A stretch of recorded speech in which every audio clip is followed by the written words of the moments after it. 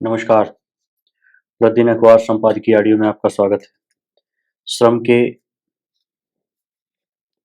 नए आंकड़े, भावी खतरे का संकेत। दैनिक भास्कर। स्कूलों को बेहतर बनाए बिजनेस स्टैंडर्ड, सेवाओं में चयन का सलीका सुधारिए हिंदुस्तान। अब आर्टिकल विस्तार से।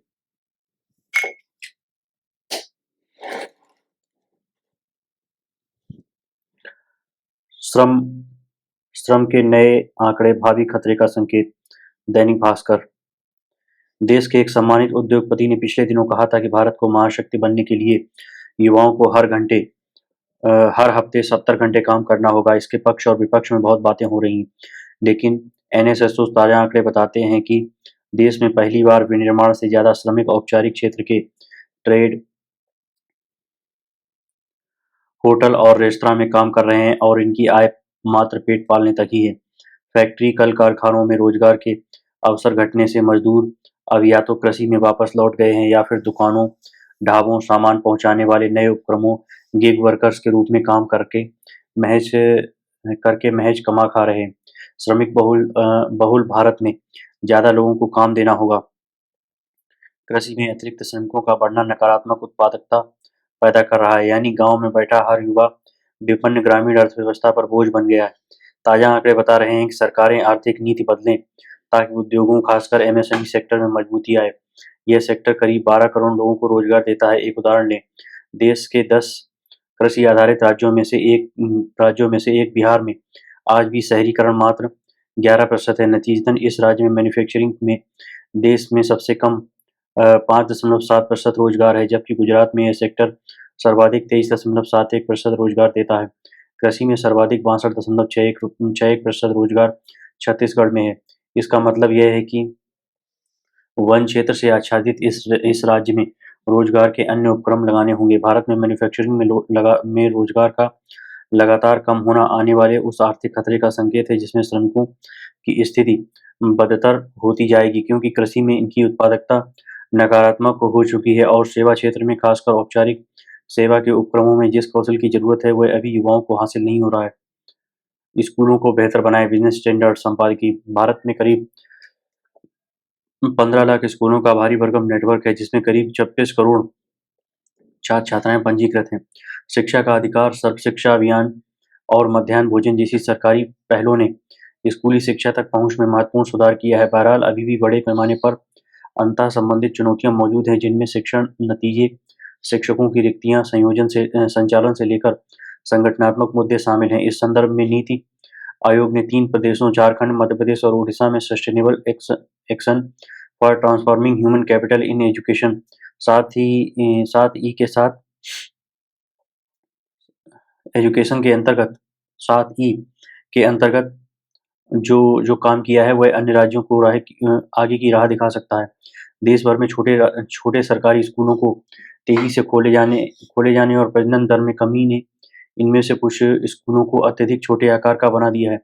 बड़ी तादाद में छोटे-छोटे स्कूलों का संचालन न केवल महंगा पड़ता है, बल्कि शैक्षणिक नतीजों पर भी इसका असर होता है, क्योंकि शिक्षकों की उपलब्धता कम होती है। उदाहरण के लिए झारखंड में 4,380 स्कूलों का विलय किया गया है, जिससे करीब 400 करोड़ रुपए की बचत हुई। नीति आयोग की परियोजना में साफ तौर पर इस बात पर जोर दिया गया है कि छोटे, कम पैमाने पर काम कर रहे हैं और कम छात्र पंजीयन वाले स्कूलों का विलय किया जाए और शिक्षकों की समुचित व्यवस्था की जाए, क्योंकि देश के स्कूली शिक्षा परिदृश्य में बदलाव लाने में उनकी अहम भूमिका है। अकादमिक सुधार और स्कूली स्तर पर नवाचार तभी सफल हो सकते हैं जब व्यवस्थागत चुनौतियों का सामना संस्थागत और संचालन स्तर पर बदलाव के मिश्रण से किया जाए। इस सप्ताह जारी की गई परियोजना पर आधारित रिपोर्ट के अनुसार छोटे पैमाने पर काम कर रहे स्कूलों का विलय करने तथा आसपास के स्कूलों को उसमें मिलाने से बेहतर शैक्षणिक और प्रशासनिक नतीजे हासिल हुए हैं। एक बार एकीकरण हो जाने के बाद बड़े स्कूल न केवल स्कूलों का बड़ा आकार मुहैया कराते हैं, बल्कि वहाँ शिक्षकों की भी समुचित व्यवस्था होती है और बुनियादी ढांचा भी बेहतर होता है। इसके अतिरिक्त इससे छात्रों की क्षमता बढ़ती है, वे एक कक्षा से दूसरी कक्षा में सहज ढंग से जाते हैं और एक साथ कई कक्षाओं को पढ़ाने की प्रक्रिया पर भी रोक लगती है। ज़्यादा तादाद में छात्रों को एक बड़े साथी समूह का सहयोग मिलता है, इससे उसके ज्ञान में गहराई और विविधता आती है। इससे शैक्षणिक अनुसंधान को बेहतर बनाने में मदद मिलती है। ये सारी बातें स्कूल के बेहतर प्रदर्शन, स्कूल छोड़ने वालों की तादाद में कमी और छात्रों के लिए बेहतर शिक्षण नतीजों से संबद्ध है। बेहतर निगरानी तथा संचालन भी स्कूलों के विलय से जुड़ा एक लाभ है। साथ ही परियोजना में शामिल 3 स्कूलों का अनुभव अन्य राज्यों को प्रोत्साहित कर सकता है कि वे इससे निकले सब कुछ सबकों को अपनाएं। इस दौरान आर्थिक व्यवहार्यता और स्थानीय समुदाय के बच्चों पर प्रभाव जैसे कारकों को भी ध्यान में रखना होगा। भारत की भौगोलिक आकृतियों में अंतर को देखते हुए तथा जनजातीय आबादी को ध्यान में रखते हुए इस बात को तवज्जो दी जानी चाहिए कि दूर-दराज इलाकों में स्कूल तक पहुँच प्रभावित न हो और स्कूल छोड़ने वालों की संख्या बढ़ न जाए। लोगों के आवासीय इलाके के आसपास स्कूलों की उपस्थिति प्राथमिकता होनी चाहिए, खासतौर पर प्राथमिक शिक्षा के स्तर पर। झारखंड के खूंटी जिले की सफलता उल्लेखनीय है। जिला प्रशासन ने दूर-दराज रहने वाले विद्यार्थियों के लिए परिवहन व्यवस्था की। छात्र अपने पुराने स्कूल पर एकत्रित होते हैं और वहाँ से बस से नए विलय किए गए स्कूल तक पहुँचते हैं। ज़्यादा उम्र के छात्रों के लिए साइकिल के विकल्प पर भी विचार किया जा सकता है। इसके अलावा नीति निर्माताओं को शिक्षा की गुणवत्ता और पाठ्यक्रम पर भी ध्यान देना चाहिए क्योंकि शैक्षणिक सबकों में सुधार की दृष्टि से वे भी महत्वपूर्ण हैं। सरकारी स्कूलों के पुनर्गठन के इर्द-गिर्द बनने वाली कोई नीति सावधानीपूर्वक तैयार की जानी चाहिए। सरकारी स्कूलों में शिक्षण को बेहतर बनाए बिना भारत सतत विकास लक्ष्य को हासिल नहीं कर सकेगा। सेवाओं में चयन का सलीका सुधारिए हिंदुस्तान। मोहन भंडारी, लेखक रिटायर्ड लेफ्टिनेंट जनरल हैं। विश्व में भारत संभवतः अकेला ऐसा राष्ट्र है जहाँ सरकारी सेवाओं में नियुक्ति देने वाले 30 से अधिक लोक सेवा आयोग हैं। संघ लोक सेवा आयोग के अलावा सभी राज्यों में राज्य लोक सेवा आयोग बने हुए हैं। इनका गठन गवर्नमेंट ऑफ इंडिया एक्ट 1935 के तहत हुआ था। इससे पूर्व लॉ कमीशन की अनुशंसा के अनुरूप 1 अक्टूबर 1926 को लोक सेवा आयोग का गठन हुआ था, जिसकी आज्ञा गवर्नमेंट ऑफ इंडिया एक्ट 1919 द्वारा की गई थी। इन लोक सेवा आयोगों का प्राथमिक उद्देश्य एक ऐसा पारदर्शी व योग्य प्रतिष्ठान बनाना है जो सरकारी पेशेवर और शासकीय सेवाओं के लिए काबिल व्यक्तियों का उनकी दक्षता के आधार पर चयन कर सके। इस पद्धति को साकार करने के लिए यह सुनिश्चित करना जरूरी है कि तमाम राष्ट्रीय या प्रादेशिक सेवाओं के लिए चयन किसी भी प्रकार के भ्रष्टाचार, राजनीति, भतीजावाद और बाहरी प्रभाव से मुक्त रहे। आज एक राज्य के स्तर पर लगभग 70% संसाधनों और साधन संपत्ति का उपयोग सिर्फ स्टाफ, तनख्वाह और अनेक अन्य प्रशासनिक मदों पर होता है। उल्लेखनीय है कि राज्यों के मानव संसाधन हमारे राष्ट्र की बहुमूल्य संपत्ति हैं। संपूर्ण विश्व में आज भारत सबसे नौजवान राष्ट्र है, जिसकी लगभग 64% जनसंख्या 35 साल से कम उम्र की है।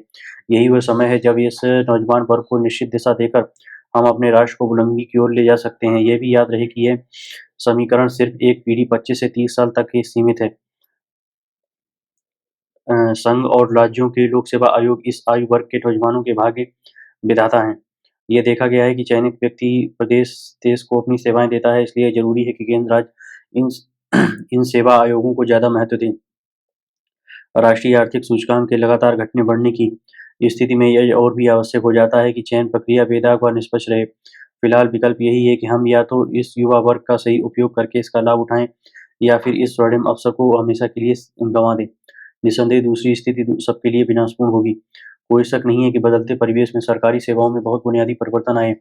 आज सूचना प्रौद्योगिकी, कृत्रिम बुद्धिमत्ता, विज्ञान और तकनीक, प्रबंध कौशल आदि में बड़े बदलाव आए हैं। संपूर्ण विश्व भूमंडलीय गांव बन गया है। नतीजतन सरकारी सेवाओं और चयन प्रक्रिया में आमूलचूल बदलाव की जरूरत है, पर भारत के लोक सेवा आयोगों में इस विषय पर बहुत कम काम हुआ है। आज ब्रिटेन को सिविल सर्विस कमीशन महज 6% सिविल सर्विस नियुक्तियां करता है। कनाडा, दक्षिण अफ्रीका, यूरोप, ऑस्ट्रेलिया और अन्य प्रगतिशील राष्ट्रों में सरकारी सेवाओं का चयन विकेंद्रीकृत कर दिया गया है। विश्व के कई देशों में चयन का उत्तरदायित्व गैर सरकारी प्रतिष्ठानों को दे दिया गया है। कुछ ने चयन प्रक्रिया को मंत्रालय एवं विभागों को सौंप दिया है। इस विकेंद्रीकरण से हर स्तर पर जिम्मेदारी बढ़ जाती है, मगर भारत में ऐसे उत्तरदायित्व की नितांत कमी है और यह किसी व्यक्ति विशेष की जिम्मेदारी नहीं है।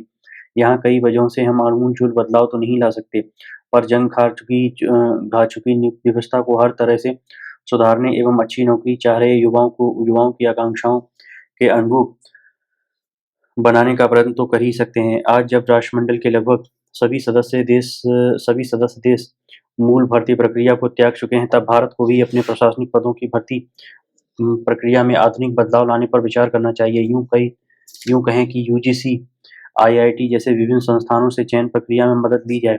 भारत जैसे विशाल राष्ट्र में जहाँ नागरिक एवं प्रबंधन लोकाचार विश्व के अन्य राष्ट्रों से अलग है और जहाँ लोक सेवा आयोगों में कोई बदलाव संसद द्वारा ही किया जा सकता है, वहाँ कम से कम हम अपने परीक्षा प्रारूप को तो लोक सेवा की बदलती शैली के अनुरूप बना ही सकते हैं।